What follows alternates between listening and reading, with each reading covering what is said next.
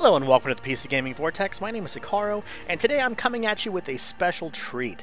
We're looking at Darkest Dungeon. Now, this is a game that I actually was a Kickstarter backer on, and I was extremely excited about. When I first saw this game, it had a very unique art style. It had a very unique time frame and era that it was going for, and I think it had a neat twist on the whole. I guess you'd call it a roguelike, although it's not 100% a roguelike, but it has that kind of feel to it, where the odds are stacked against you, you really just have to make the best of the bad situations and go from there. I really like that about this game. So like I said, this is not a game that was provided to me by the company for review. This is actually a game that I kickstarted myself, and am extremely excited to play and show you guys. So let's jump right in, and I'll show you. As you can see, I played to week 7 on my own. So we'll do Darkest Vortex. Okay, so I believe it cuts into a cutscene. Yeah. So the basic concept of this game is pretty simple.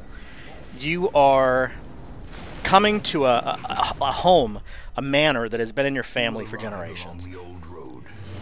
Someone in, I guess you can say, past generations, I assume it's supposed to be your father or your grandfather, it doesn't actually specify in the cutscenes, was digging down into the depths of this place because there was supposedly a hidden power underneath.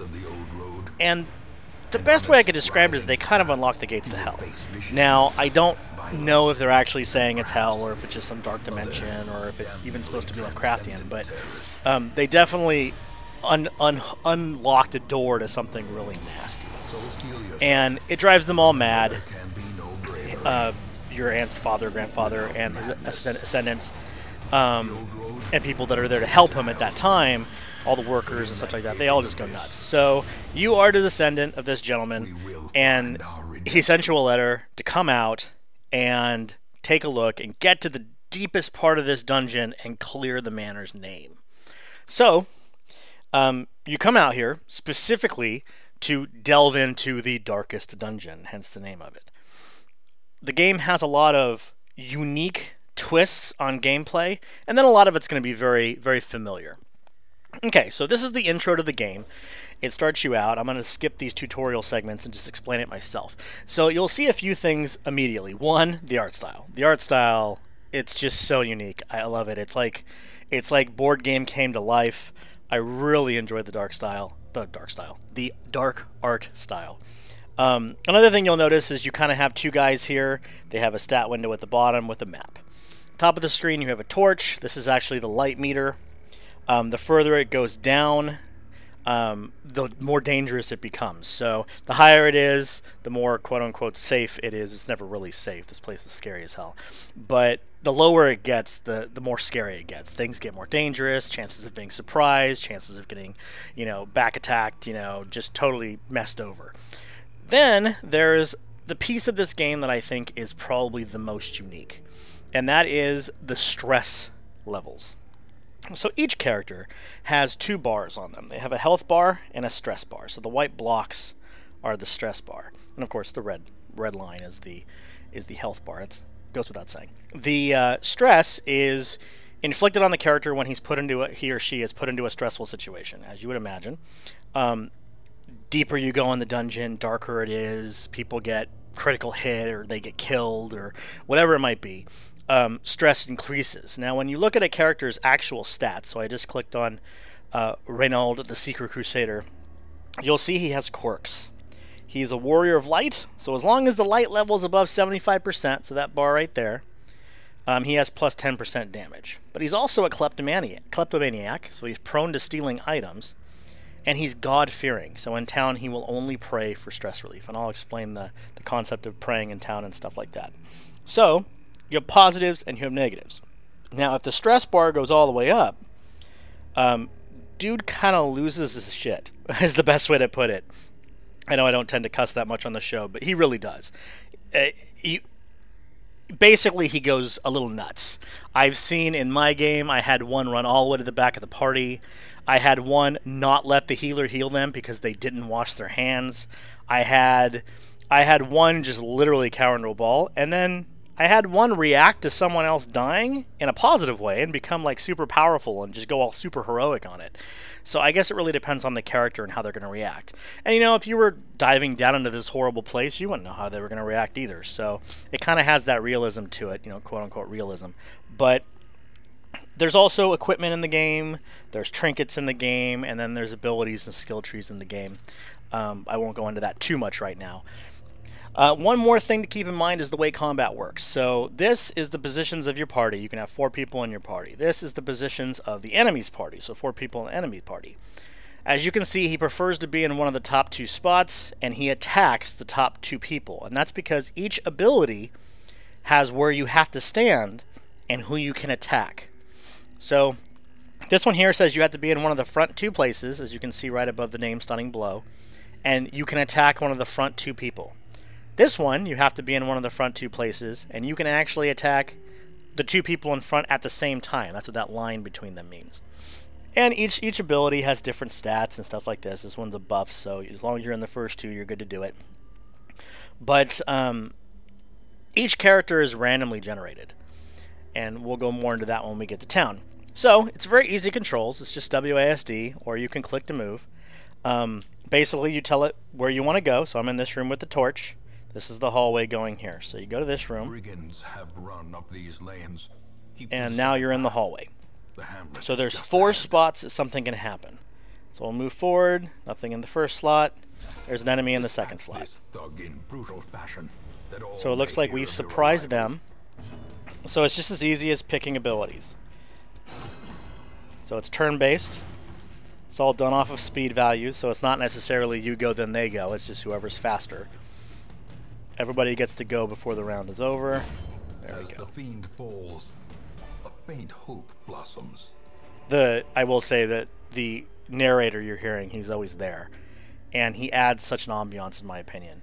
Some of the stuff he says, I assume will get old after a while, but in the first portion of the game, he really adds something to the game. Someone gets critically hit, and he's like, everybody's been reminded of the mortality that faces before them. And it's just this epic telling of what's going on, and it really adds to the atmosphere. Okay, so interactive objects. So as you come along the map here, you're going to find different things. So in this case, it's a tent. This is where the ambushers camp. Now, a lot of the times, you have to make a choice. It's like, is a chest there? Do I want to go in the chest with a chance of it being a trap? Do I want to pass it up because I can't take the damage for that? Do I have someone that's good at that? You have to make the choices. And then there's an optional slot here just in case you have a key or something that's actually applicable to this specific moment. So we're going to click inside. They're valuable, so we take the money. Unchecked. There is much to be found in forgotten places. And then we keep going forward. So nothing in the last spot, and now we're into the next room. An Okay, ambush. another fight. Send these vermin a message. The rightful owner has returned, and their kind is no longer welcome. Nice. The rightful owner has returned. Hopefully I have the background music loud enough so you guys can actually hear the announcer, because he is epic. Okay, now this is very important when you're looking at the map screen. So this is the entire dungeon, these 2 tiles. It's not like I haven't uncovered other tiles. So when you have a full dungeon showing, everything will be blank, but it will show you exactly how many rooms there are, exactly where all the branches are. You're not going to be surprised by the size of the area. What you're going to be surprised about is what sits in each spot. So let's see. So if I do this, I am going to hit... Oh, this guy takes up 2 spots. That's awesome. So we're going to hit the first 3. And he dodged it. Of course they did. We'll do this to hit them both. Oh no, because he takes 2 spots. It's only going to hit the first guy. Okay, so now we're past the surprise. Now it's going to go regular turn base. So it's his turn. He's going to hit his bolt. How quickly the tide turns. Okay. So that black and white area around his head that just kind of shone like a halo, that is actually stress levels going up. As you can see, their stress level jumped up quite a bit. In a long dungeon, that becomes a problem. Because you know that if those guys go to max stress, they're going to start acting strange, they're not necessarily going to do what you want them to do, and they might even turn on their teammates. So you have to be really, really careful on stress levels. Okay, let's see. So round 3. So I already moved that round. We'll do a shot again. Another blanket fire. At least he didn't crit this time, right? As you can see, I'm taking adequate amounts of damage. Oh man, he moved me back. I don't think that won't matter with this guy. They're both okay. See, sometimes when they move you back like that, it's a big deal, because if you're a guy that could only move from the third slot, and you can only do your attack from the third slot of the party, and you just got knocked to the front, well, all of a sudden you can't do your attacks, and you've got to use your move to move back. So that could be really, really bad sometimes. He dodged it.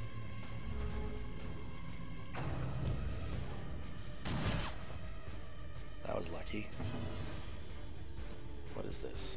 Oh, it's just a modifier. I really should have moved him back. Oh, I put a bleeding effect on. So bleeding does exactly what you think it was, damage over time. It's just going to hit the first guy. No, let's just keep killing him. And he dodged it again, of course he did.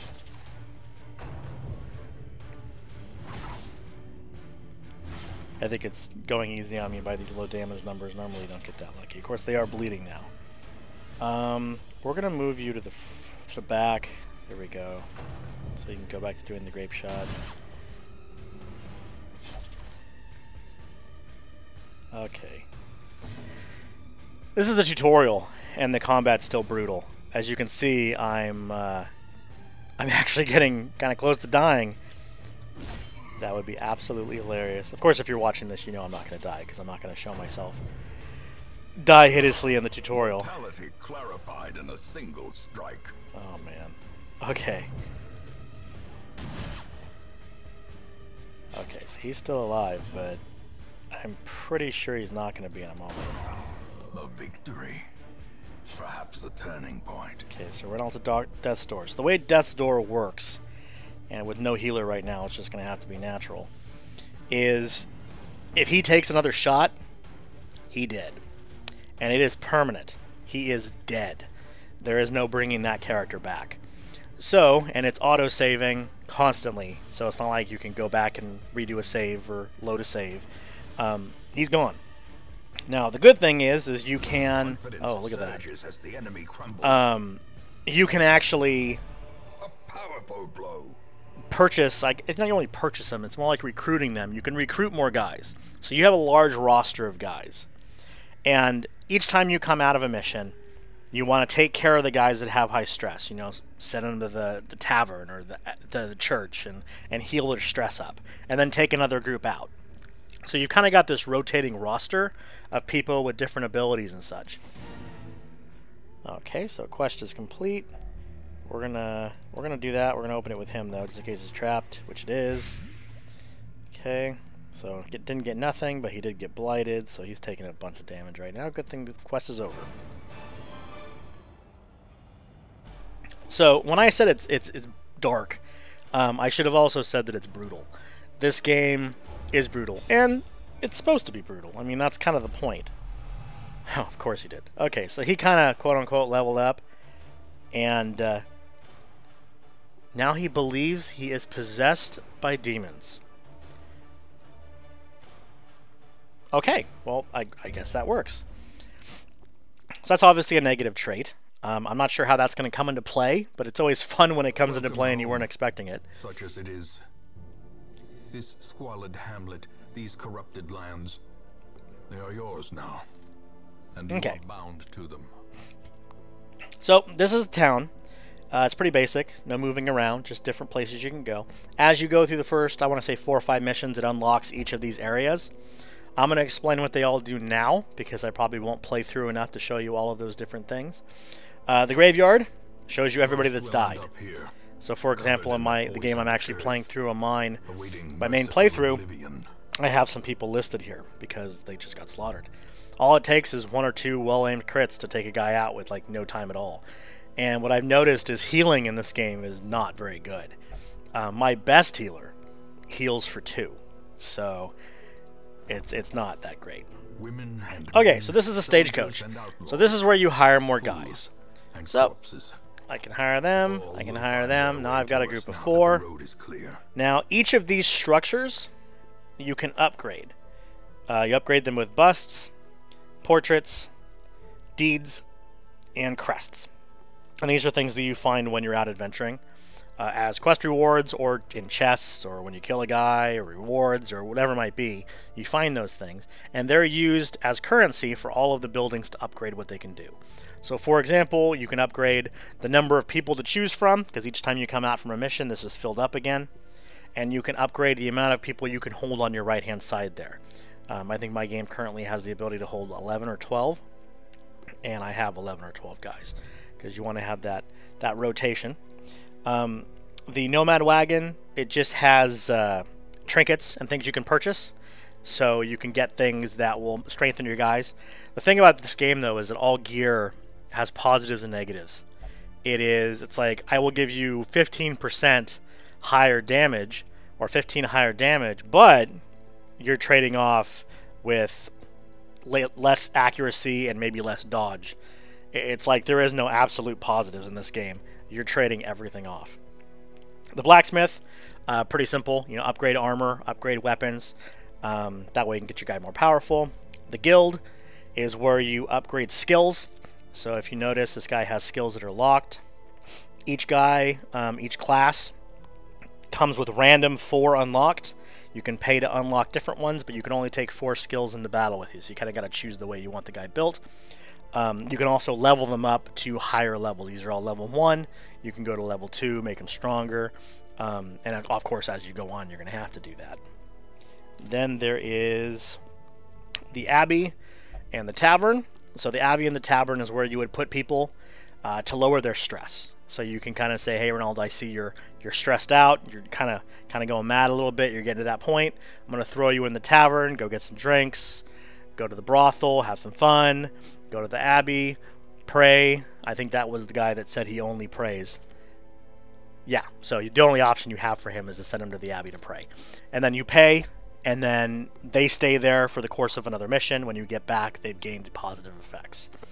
So you kind of have to do that, because if you go into a mission, especially a longer mission, and the guy's already at 75% stress, you're never going to make it through the mission without the guy just losing it. So you kind of have to switch out each time you go on a mission. Okay, and then there's a sanitarium. The sanitarium is where you can take someone and pay the people at the sanitarium to remove a negative trait. So for example, I don't want him to only require praying. I want to be able to send him to like gamble or something. So you send him here, pay them money. I'm sure they do horrifying things we don't want to think about to clear him of that ailment. I know I had a character on my main playthrough that had the runs, which is kind of hilarious, but it was minus 15 accuracy and minus 20 dodge, and I'm like, no, that's really bad. And this was like a really good character. So I sent him to the sanitarium, paid 1,000 gold. Next time I came back after the mission, that was gone. So it takes a little time, takes a little money, good to go. The tavern is, I already said, Tavern and Ivy. Then there's a survivalist. The survivalist is where you can modify your camping skills. So you have these combat skills up top, camping skills at the bottom. So the concept of camping is pretty simple. If you're on a mission that's long enough, they'll give you a bundle of firewood as an item. At any time during that adventure, if you're in a room that's been cleared, you can use that firewood to camp. Now, usually you can only do it once, so you want to make sure you do it when you need it. But during that camping, there's 2 phases. The first phase is how much food are they going to eat. So you take 8 food, and you spend it on the camping session. They gain 20% life or whatever it might be. It tells you how much they're going to gain. Once that's done, you have a certain amount of time points to spend. Now, if you notice, it says time cost 2. 1 companion reduces stress by 10. Well, that's it. You go through all of their abilities. You spend what you want to spend in time points to kind of reduce the stress and get your team in a better place and ready to go. Then you go back out and go back further in the dungeon. That's the idea. So these camping skills kind of make a big deal.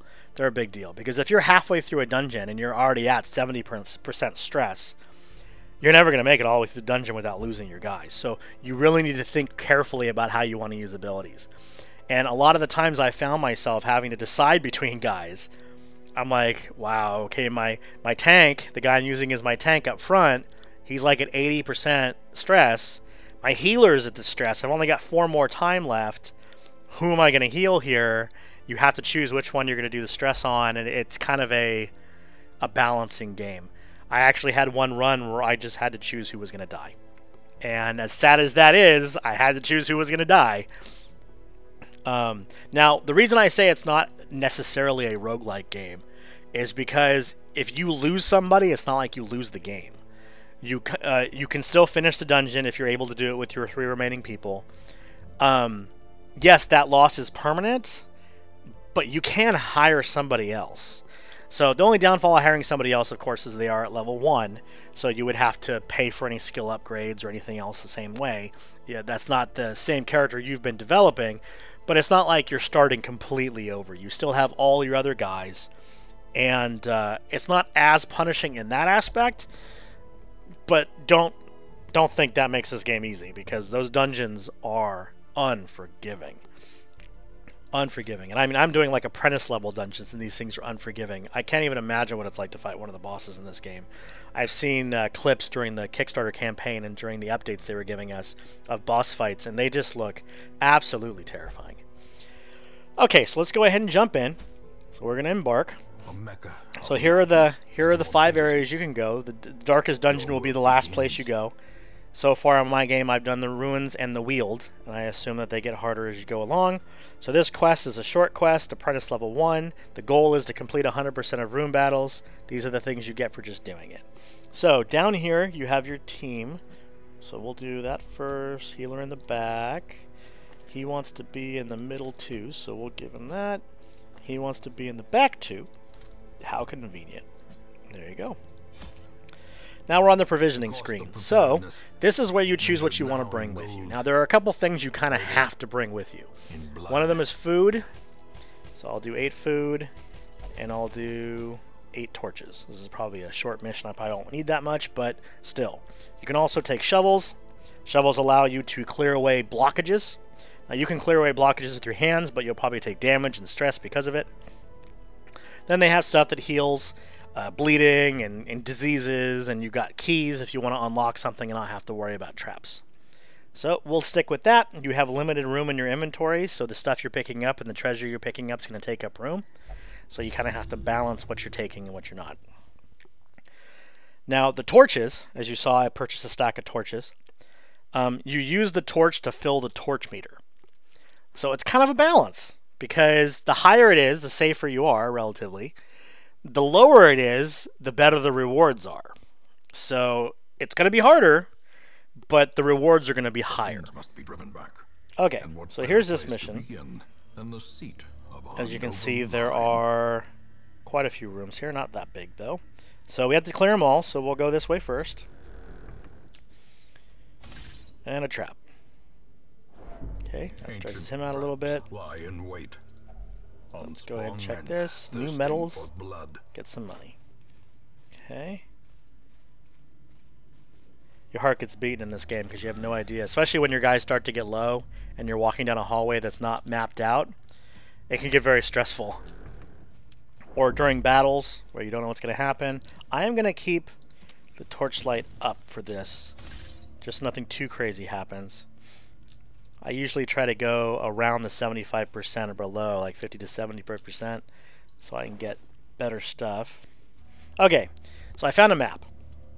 So it's scouting out the map for me. So it scouted out what's in here, and it scouted out what's in this room. Now, there also seems to be a chance that procs the whole scouting concept based off of the guys you have in your party. So sometimes you'll walk into a room, and it'll just scout, and it'll show you stuff on the map, which is kind of nice to know what's coming.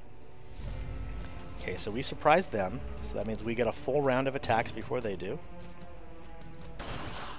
Okay. This is my healer. Heals the party for 1 to 2. I only have the trapped damage people. We're going to consecrate the first 2. Let's see. Let's see what this guy's got. He's kind of new for us. He has an ability that shuffles all these guys over here. He has, oh, he's got a cure for bleed. He can stun the last 2 or hurt the first 2. We're going to stun the last 2. That's really good. Nice. Now the next round they won't attack. Stun. That guy would have went first. These guys are crazy. They have an ability that dumps their cup on you, and it just shoots your stress through the roof. And obviously, gaining 20 points of stress in the middle of a dungeon is not cool. Especially if they're doing it like every turn. Oh, really? I am not doing too good with the whole hitting thing. I'm gonna do this. Kill that guy off? No, it only does 2 damage. Oh, it resisted. Okay. Because it added blight. Heal. You only get 2, but better than nothing. Okay, so the combat, while simple to grasp and not too incredibly crazy of a concept, is actually pretty deep when you get down to it. It starts to get to the point where they're shuffling your guys around, they're causing all kinds of ailments, you have to choose who to heal, who can make it, how are you going to kill these insurmountable odds. Then someone starts to go crazy. The worst thing is when someone gets a crazy hard critical hit on you and everybody stresses the F out. That is very, very challenging to deal with. As the fiend falls, let's see, obviously this isn't too incredibly bad being the first dungeon. It does get significantly worse, but you can see where this makes it really hard. So I can't use this anymore because there's no one in the last 2 spots. So that limits the amount of things I can do. So we're going to go ahead and hit this guy. Hope to blight him. Nope, he resisted it.